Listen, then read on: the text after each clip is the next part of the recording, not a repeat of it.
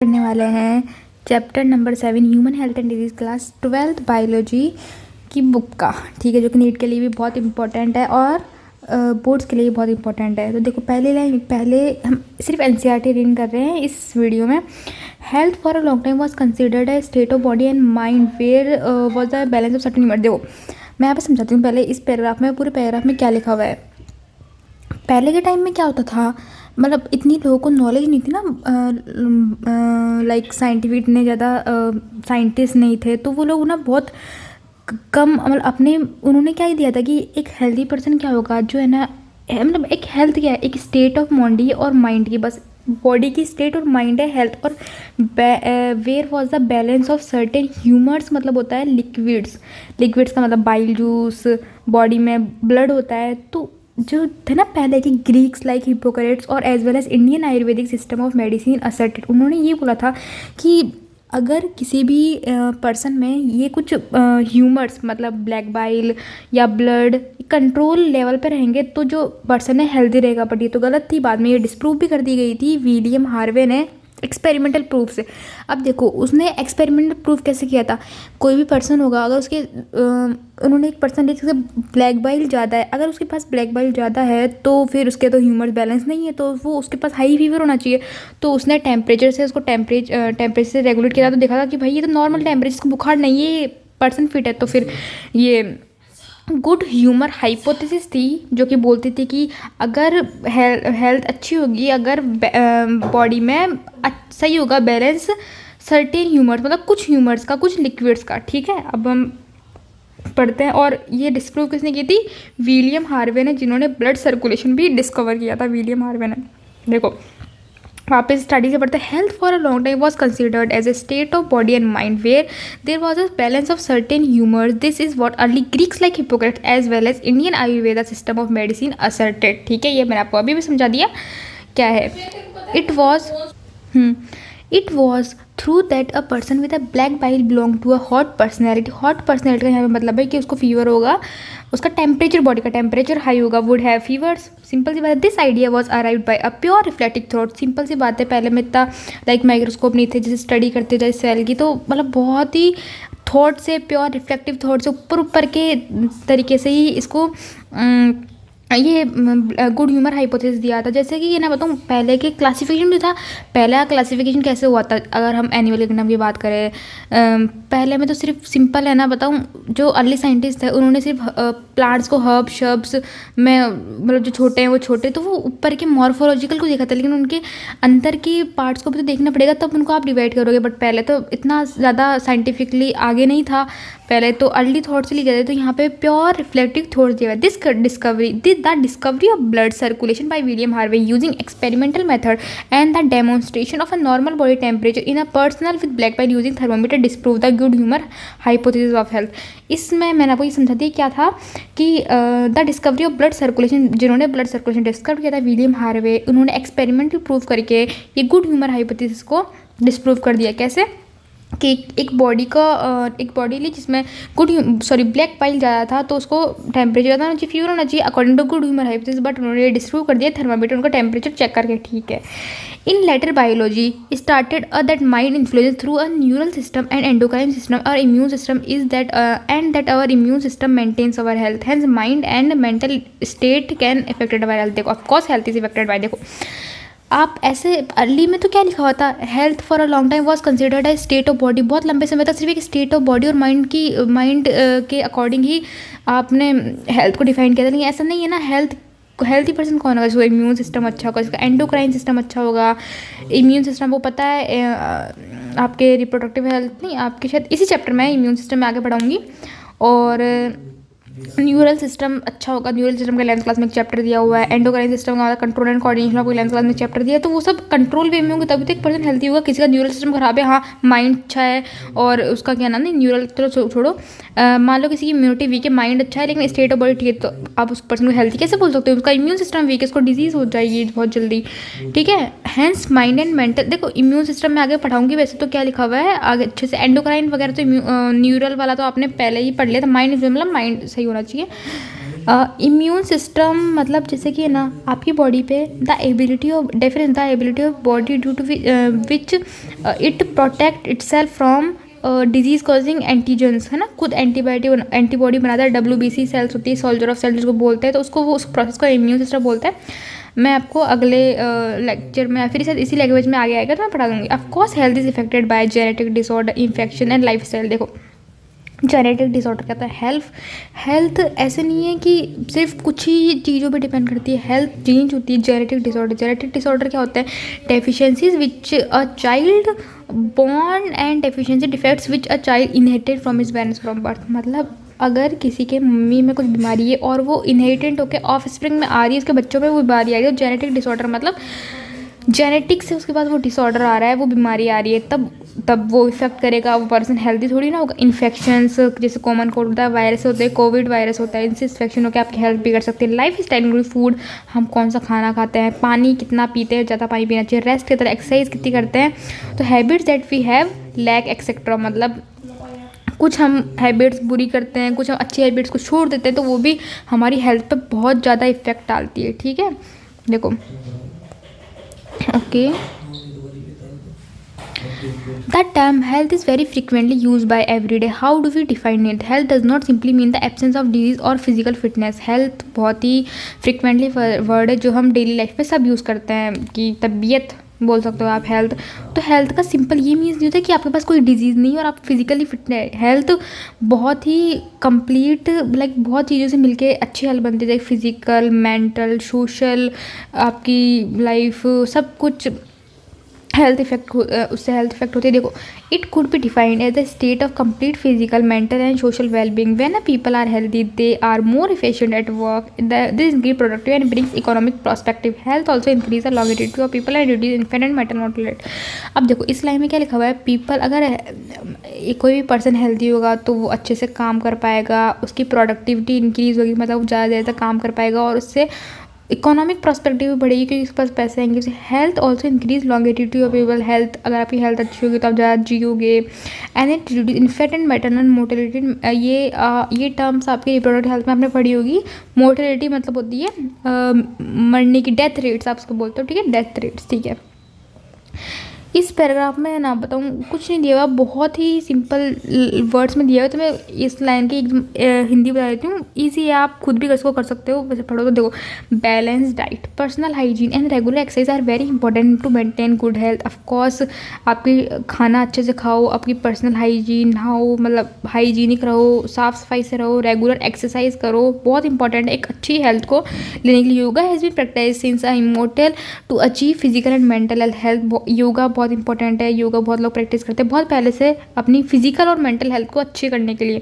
Awareness about disease and their effect on a different bodily function, vaccine, immunisation against infection disease, proper disposal of waste control. देखो awareness about disease के बारे में awareness, अगर Covid virus के लोगों को aware नहीं किया गया कि मास्क पहनो, वो मास्क नहीं पहन रहे, तो ऑफकोर्स वो अवेयरनेस की लैक है ना। अगर आप मास्क नहीं पहनोगे उस टाइम, तो यहाँ पे अवेयरनेस अबाउट डिजीज़ है ना, तो हर डिजीज़ के लिए अवेयरनेस भी इंपॉर्टेंट है बहुत। Their effect and different bodily function, वो कौन से बॉडी को मतलब सिम्टम्स जाना जरूरी है। वैक्सीन, इम्यूनाइजेशन, कोविड-19 बहुत सारी एग्जाम्पल है उसकी, वैक्सीन लगवाना। इम्यूनाइजेशन कैसे होती है आगे इसी चैप्टर में टॉपिक आएगा, उसमें आपको समझा दूंगी। वैक्सीन में ज़्यादा कुछ नहीं होता, वही वायरस या हीट किल्ड या फिर मतलब मरा हुआ वायरस आपकी बॉडी में डालते हैं, WBC चाहे उस पर एक्ट करे और उसके लिए एंटीबॉडी बनाए और फिर आगे से वो वायरस आए तो लाइक आप उसको वो कर पाए। इम्यूनाइजेशन के वैक्सीन इम्यूनाइजेशन पर भी बेस्ड होती है, ठीक है। And maintain of hygiene in food and water resource are necessary to achieve good health. यही तो है, मेंटेन हाइजीन, साफ सफाई रखना, पानी की, खाने की, नेसेसरी है टू अचीविंग गुड हेल्थ, ठीक है, कोई दिक्कत नहीं। अब यहाँ पे डिजीज़ को क्लासिफिकेट किया गया। इस चैप्टर में हम डिजीज़ पढ़ेंगे, ड्रग्स के बारे में पढ़ेंगे, अल्कोहल यूज़ के बारे में पढ़ेंगे और इम्यून सिस्टम के बारे में पढ़ेंगे। देखो मैं आपको बताती हूँ आपको डिजीज़ को कैसे क्लासिफिकेट किया गया है। थोड़ा सा लाइक ऊपर का व्यू दे रही हूँ, देखो मतलब पूरे लिखने की मैं इस लेक्चर में सिर्फ NCERT का एक्सप्लेन कर रही हूँ। डिजीज़ ना दो प्रकार की होती है, एक तो होती है कंजेनाइटल, एक होती है नॉन कंजेनाइटल।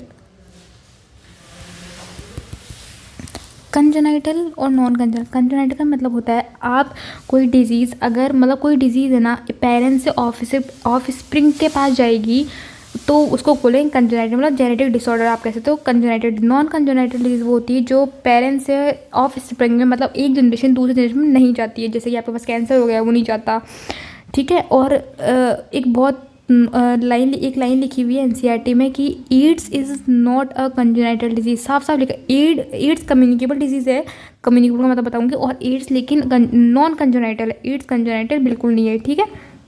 आप कंजेनाइटल डिजीज़ चैप्टर इनहेरिटेंस में पढ़ा होगा आपने, थैलेसमेशिया होता है, और भी दो, सिकल सेल अनीमिया होता है, वो पेरेंट्स से एक जनरेशन दूसरे जनरेशन में जाती है, तो वो कंजेनाइटल डिजीज़ में आ गई। नॉन कंजेनाइटल डिजीज़ में कैंसर, एड्स, ठीक है। और एक डिजीज, ये तो हो गई कंजेनाइटल और नॉन कंजेनाइटल। हम डिजीज़ को ना एक दूसरे पार्ट से भी डिवाइड कर सकते हैं, दूसरे तरीके से भी। डिजीज़ ना आपने बचपन बचपन से पढ़ा होगा, 9th 8th 7 6 में पढ़ा होगा, कम्युनिकेबल और नॉन कम्युनिकेबल डिजीज़, ठीक है। कम्युनिकेबल डिजीज़ वो होती है जो कि एक हेल्दी पर्सन से इन्फेक्टेड पर्सन से हेल्दी पर्सन के ऊपर जाए बाय फिजिकल कांटेक्ट या सेक्सुअल कांटेक्ट, कुछ भी हो सकता है, ठीक है। जैसे कि कॉमन कोल्ड है, बहुत एग्जांपल, किसी की जुकाम लगी हुई तो आपने देखा होगा कि आपके फ्रेंड को भी लग जाती है अगर आप उसके पास जाओगे। तो नॉन कम्युनिकेबल डिजीज़ होती है कि जो किसी भी फिजिकल टच से नहीं फैले, जैसे कि आपके पास कैंसर हो गया। कैंसर टीवी के लिए बहुत पहले अफवाह फैलती थी कि वो कम्युनिकेबल डिजीज, टीवी वाला जिसके टीवी हो रही है उसके पास नहीं जाना चाहिए, आप उनको भी टीवी हो चाहिए, बट ऐसा बिल्कुल नहीं है। टीवी नॉन कम्युनिकेबल डिजीज़ है, फैलती नहीं है आसानी से फिजिकल टच से, कोई भी फिजिकल टच से, ठीक है। अब यहाँ पे और है ना एक लाइन लिखी हुई है, देखो कम्युनिकेबल, हाँ कम्युनिकेबल में जैसे आपके पास एड्स आ गई, नॉन कम्युनिकेबल में जैसे आपके पास कैंसर आ गया, एड्स और कैंसर। कम्युनिकेबल डिजीज़ में और भी डिजीज़ लाइक टाइफाइड, निमोनिया, हम आगे बढ़े। कॉमन कोल्ड बहुत ही ज़्यादा कॉमन है, सबको हुई होगी जुकाम, कॉमन कोल्ड। यहाँ पे हाँ लिखी हुई है कि मतलब बहुत ज़्यादा डेंजरस जो डिजीज़ होती है कम्युनिकेबल डिजीज़ में वो है एड्स, और नॉन कम्युनिकेबल डिजीज़ में cancer. Can be fatal, line लिखी हुई कैन बी फैटल। फैटल का मतलब होता है डेथ, की वो डेथ भी कॉज कर सकती है, DATH, ठीक है, डेथ भी कॉज कर सकती है, ठीक है, कोई दिक्कत नहीं है। अब हम पैराग्राफ पढ़ लेते हैं एक बार अच्छे से, ताकि ऑल के क्लियर हो जाए। यही लिखा हुआ है उस पैराग्राफ में, देख लेना आप। देखो, when the functioning of one और मोर ऑर्गन्स और system of the body is diversely affected characteristic by appearance of various signs and symptoms, we say that we are not healthy. अगर हमारा कोई भी बॉडी फंक्शन अच्छे से काम नहीं कर रहा, या फिर ब्रीथिंग अच्छे से नहीं हो रही, कोई भी बॉडी, लंग्स या फिर किडनी हो, कुछ भी हो, एडवर्सली इफेक्टेड हो, अपीयरेंस से, वेरियस साइंस से, लाइक रैशेज बढ़ जाए, तो हम अब यही तो बोलते हैं सिम्टम्स से कि हम हेल्दी नहीं है। एग्जांपल, वी हैव डिजीज, कि हम हेल्दी नहीं है, हमारे पास हमें कोई डिजीज़ है। Disease can be broadly grouped into infectious and non infectious disease, मतलब communicable disease, non communicable disease, ठीक है। Disease which are easily transmitted from a person to another are called infectious disease. ये मैंने आपको बता दिया था। कम्युनिकेबल डिजीज बोलते हैं इसको। Infection disease that are very common and very one of us suffer from these at some times और अदर, ठीक है। इन्फेक्शन मतलब जो फिजिकल टच से या उससे फैलती हो, ठीक है। Some of infectious disease like AIDS can are fatal infection, मतलब मैं लिख देती हूँ यहाँ पे, कंफ्यूज मत होना आप।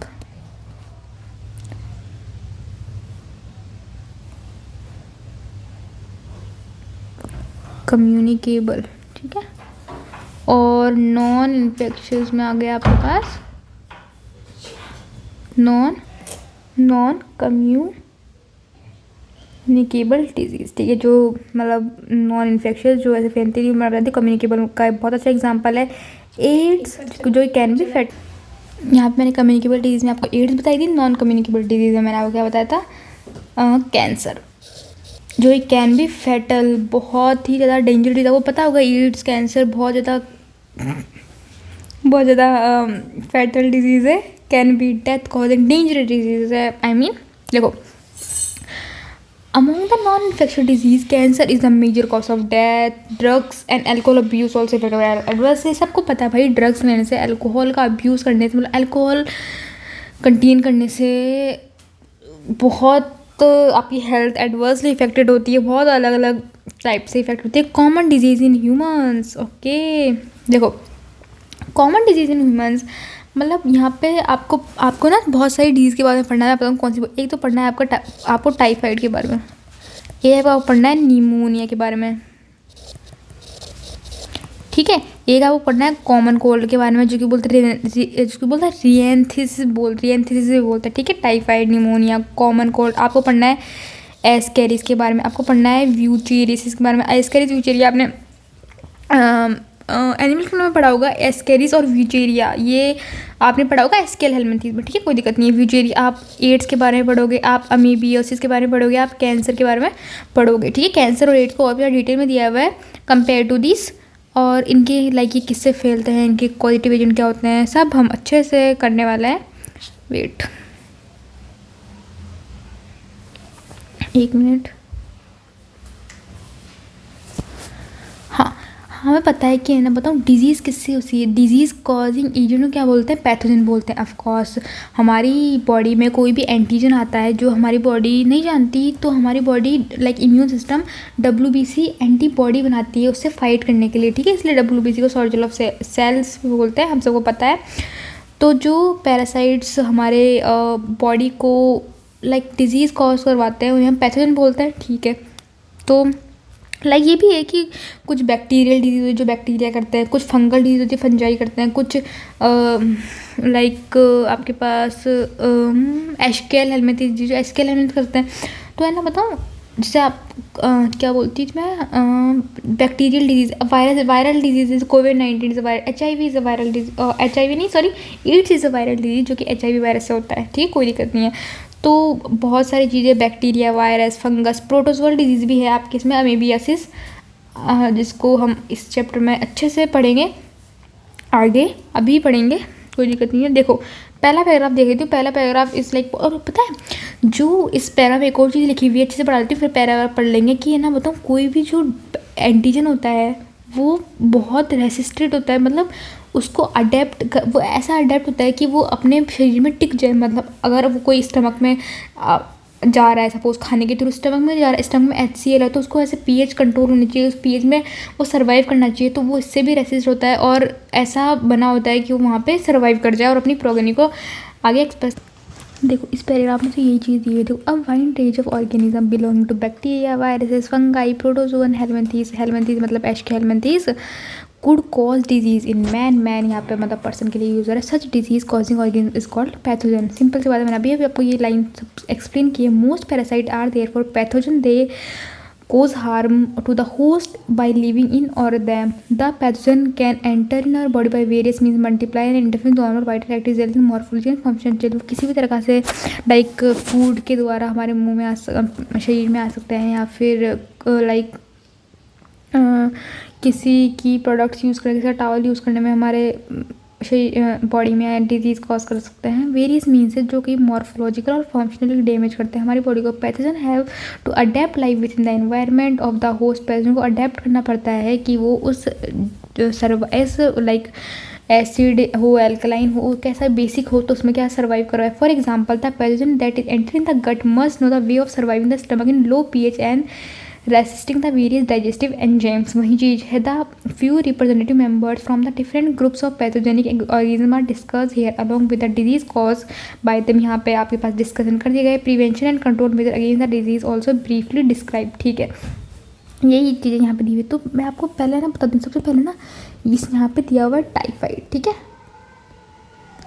पहले मेरी बात ध्यान से सुनना, तो फिर आपको ये पैराग्राफ अच्छे से समझ में आएगा। टाइफाइड कौन करवाता है, मतलब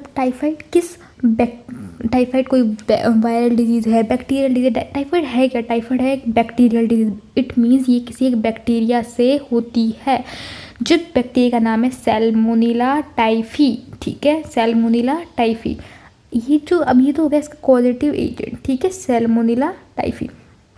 अब बात करते हैं, ये चीज़ें मैं लिख नहीं रही क्योंकि मैं आपको यहाँ पे एनसीईआरटी पढ़ा रही हूँ, एनसीईआरटी में लिखा हुआ है, मैं आपको एक आइडिया दे रही हूँ, ठीक है। टाइफाइड पॉजिटिव एजेंट करता है सैल्मोनेला टाइफी, लेकिन इसको लाइक इसका वेक्टर होना या फिर वेक्टर नहीं बोलूँ तो ये होता कैसा है, कंटेमिनेटेड फूड एंड वाटर में। मतलब अगर मुझ में सैल्मोनेला टाइफी बैक्टीरिया है, मुझे नहीं पता मुझ में है, तो मैं अगर सपोज खाना बना रही हूँ या किसी को खाना पकड़ा रही हूँ और उससे वो वायरस किसी और के पास जा सकता है। तो कंटेमिनेटेड फूड एंड वाटर से टाइफाइड जाता है। टाइफाइड होता कहाँ पे? टाइफाइड होता है लार्ज स्मॉल इंटेस्टाइन में, ठीक है, स्मॉल इंटेस्टाइन में कहाँ होता है? स्मॉल इंटेस्टाइन में। इसके कुछ सिम्टम्स भी होंगे। अब सिम्टम्स क्या होंगे इसके? देखो इसमें मतलब एक बात का फीवर, हेडेक, ये तो हर सिम्टम्स में होते हैं, मतलब सॉरी ये जो सिम्टम्स है हर डिजीज़ में आप कॉमन ही होते हैं, फीवर, हेडेक, पेन। लेकिन इसका थोड़ी सी मतलब लाइक जो सबसे इंपॉर्टेंट सिम्टम्स हैं वो बता देती हूँ। एक तो मतलब आपको बोर्ड में तो लिखना ही होगा और ये नीचे भी आ सकता है, क्योंकि आपको ऐसा थोड़ा ना बोला है कोई क्वेश्चन में कि fever is a symptom of typhoid, pneumonia, common cold. तो फीवर तो कॉमन है भाई, फीवर तो सब में होता है, तो वो आपको नहीं देगा। बट आपको जो स्पेसिफिक कुछ अलग से हर डिजीज़ में सिम्टम्स दिए ना वो आपको जरूर पूछ लेगा। जैसे इसका टाइफाइड का एक है कि सस्टेन्ड हाई फीवर होता है, जो कि यहाँ पे लिखा हुआ है 39 to 40 डिग्री सेल्सियस तक होता है, ठीक है। और सीवियर केसेस मतलब बहुत ज़्यादा फैलने पर इसका अगर ढंग से ट्रीटमेंट नहीं हुआ तो आपके पास आपके स्मॉल इंटेस्टाइन में पोर्स बन जाते हैं, मतलब छेद बन जाते हैं, जिसकी वजह से आपकी डेथ भी हो सकती है, ठीक है। अब देखते हैं हम यहाँ पे क्या लिखा हुआ है, पैराग्राफ में देखते हैं, ठीक है। Salmonella typhi is a pathogenic bacterium. Pathogenic bacteria मतलब इसका जो पैथोजन है जो वो है बैक्टीरिया, मतलब तो डिजीज कॉजिंग एजेंट है। पैथोजन क्या होता है? डिजीज कॉजिंग एजेंट, वो है bacteria which cause typhi. Salmonella typhi, याद रखना, Salmonella typhi, typhoid fever in human beings. These pathogens generally enter in the small intestine through the food and water contaminated with them and migrate to the other organism through food, ठीक है। वही है contaminated foods. आपको symptoms है, but एक और चीज़ है आपको, एक मतलब एक बहुत एग्जांपल फेमस है आगे लिखा हुआ है इसमें, मैरी मिलोन, जिसको आप है ना, मतलब एक लेडी थी मैरी मिलोन। हुआ क्या था? एक लेडी थी मैरी मिलोन, वो क्या थी, उसको पता टाइफाइड मेरी बोलते थे, क्यों? क्योंकि वो ना उसको टाइफाइड हुआ था, उसके पास सैल्मोनेला टाइफी मतलब वो था वायरस, बैक्टीरिया था, लेकिन उसकी बॉडी को मतलब बॉडी से उसकी सर्वाइव कर गई कि उससे टाइफाइड नहीं हुआ, उससे पता नहीं लगा मुझे टाइफाइड है। और वो थी एक कुक बाय प्रोफेशन, तो वो जिस भी घर में जाती थी खाना बनाने, उन्होंने बहुत लोगों के घर पे काम किया है, तो जहाँ पे भी जाती थी वो वहाँ पे फूड को कंटेमिनेट कर देती और लोगों में भी फैल जाती। तो मुझे देखा गया कि बहुत सारे लोगों को वायरस हुआ, बहुत सारे लोगों को ये डिजीज़ हुई, जिसमें घर में वो खाना बना रही थी, तब चेक किया गया तो उसमें वो वायरस था, लेकिन वो मानती नहीं थी क्योंकि उसे तो कुछ हो नहीं रहा था फीवर। वो फिर भी खाना बना के बहुत लोगों को लाइक टाइफाइड किया उसने, इसलिए उसको बोलते हैं, उसका निक नेम है मैरी मिलोन, ठीक है।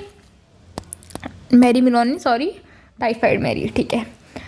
Okay, sustained high fever 39 to 40 degree Celsius, weakness, stomach pain, conception मतलब लाइक कंजक्शन बोलते हैं, हेडेक, लॉस ऑफ एपेटाइट मतलब खाना नहीं खाना, सिम्टम्स तो इससे वीकनेस आ जाएगी आपके पास, आपका वेट कम होगा, आप ये भी लिख सकते हो common symptoms of disease. Intestinal perforation और एंड डेथ में ओकर इन सीवियर केसेस, डेथ भी हो सकती है और इंस्टेंटाइन में पोर्स बन जाते हैं, ठीक है। लाइक सीवियर केस में typhoid fever could be confirmed by Widal test, important है वाइडल टेस्ट। और इसका एक और होता है एलाइजा, जो कि आप लाइक नेक्स्ट चैप्टर में पढ़ोगे, एलाइसा आप पढ़ोगे बायोटेक्नोलॉजी वाले चैप्टर में, अच्छे से पढ़ लोगे। एंजाइम लिंक, इम्यूनोसॉर्बेंट ऐसे, जो कि कन्फर्मेटरी टेस्ट नहीं होता, शायद वो होता है लाइक प्रिवेंशन के लिए, ठीक है। A classic case in medicine that of Mary Mallon nickname typhoid Mary is worth mentioning here. मतलब भाई टाइफाइड मैरी को तो मैंशन करेंगे ही हम इस टाइफाइड में। She was a cook by profession and was a typhoid carrier who continue to spread typhoid for several years through the food she prepared. वो cook थी बाय प्रोफेशन से, यही मैंने आपको अच्छे से एक्सप्लेन कर दिया है, तो कोई बड़ी बात नहीं है इसका एक्सप्लेन करना लाइन बाय लाइन, बहुत ईजी, आप अच्छे से पढ़ लेना। लाइक अब हम पढ़ने वाले हैं न्यूमोनिया। देखो एक मिनट, सॉरी,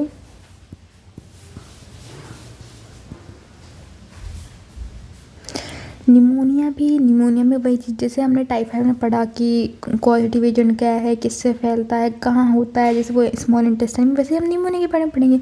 निमोनिया के यहाँ पे दो कॉजेटिव एजेंट दिए हुए हैं, एक तो दिया हुआ है स्ट्रेप्टोकोकस निमोनिया और एक दिया हुआ है हीमोफिलिस, ठीक है। ये दो इसके पॉजिटिव एजेंट है। ये फैलता किससे? वही है ड्रॉपलेट से फैलता है। निमोनिया कहाँ होता है? एल्वेलाई में होता है, जो कि एयर फील्ड सेक्स है। आपने ब्रीथिंग एंड एक्सचेंज करके इनके बारे में अच्छे से पढ़ा होगा क्लास 11th में, ठीक है। एल्वेलाई जो कि एयर फील्ड, अब यहाँ पे ना एयर फील्ड सेक्स है जहाँ एयर, हाँ।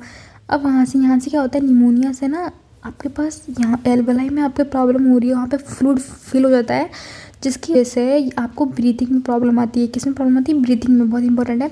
निमोनिया में भी वही सिम्टम्स है, फीवर, हेडेक, लेकिन सीवियर केसेस में क्या होता है? निमोनिया में सीवियर केस में याद रखना, मैं आपको एक और बार अच्छे से एक्सप्लेन कर दूँगी, कोई दिक्कत नहीं है, आपको बार बार रिवाइज करवा दूँगी, अच्छे से याद रहना चाहिए।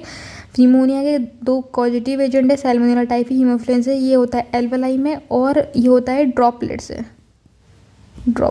ठीक है, ड्रॉपलेट से मतलब मुझ में निमोनिया है, अगर मैंने छींक दिया और कोई आके उसके टच में आ गया, देन ही वुड बी डिजीज़ कॉज, मतलब उसकी भी डिजीज़ हो जाएगी, कोई दिक्कत नहीं है।